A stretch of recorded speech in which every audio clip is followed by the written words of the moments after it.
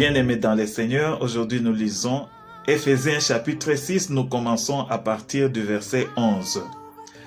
Le verset 11 nous dit « Revêtez-vous de toutes les armes de Dieu, afin de pouvoir tenir ferme contre les ruses du diable. » Nous sommes en train de parler sur les armes puissantes de Dieu, et aujourd'hui c'est juste l'introduction. Le verset 11 nous dit « Revêtez-vous de toutes les armes de Dieu, afin de pouvoir tenir ferme contre les ruses du diable. » Bien-aimés, vous allez comprendre, comme on l'a dit la fois passée, que nous sommes dans un combat.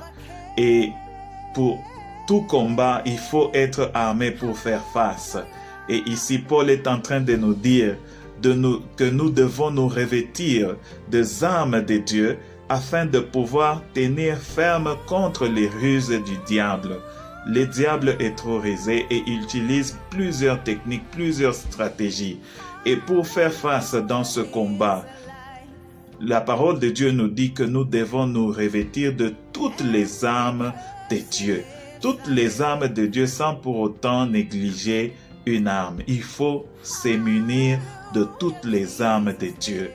Bien-aimés, comprenez très bien, si un soldat doit aller au combat, il doit se munir de tout ce qui est établi comme arme. Il doit prendre tout. Il ne doit pas oublier aucune arme.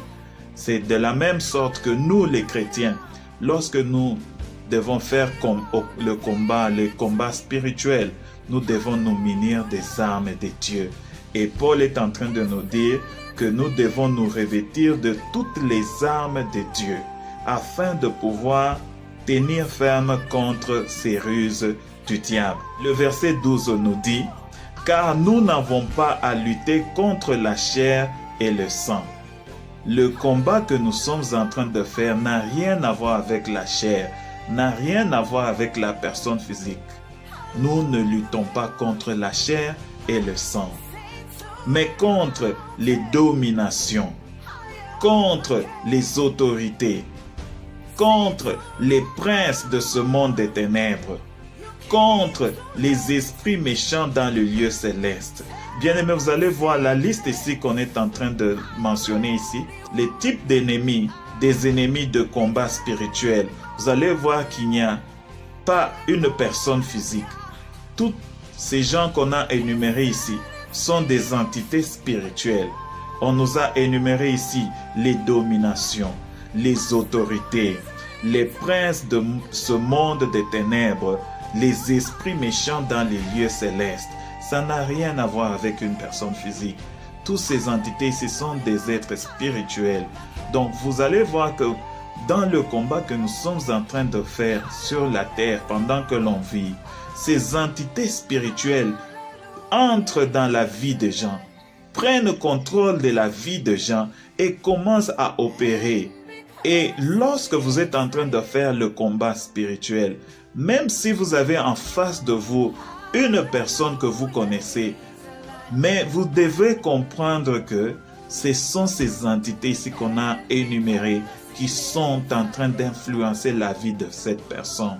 Alors le combat que nous sommes en train de faire, c'est contre ces entités spirituelles qu'on a énumérées, les dominations, les autorités, les princes de ce monde des ténèbres, les esprits méchants dans le lieu céleste. Amen. Vous pouvez voir que quand Paul dit qu'on ne lutte pas contre la chair et le sang, Paul veut juste mentionner que la guerre, le combat n'est pas physique, mais elle est spirituelle.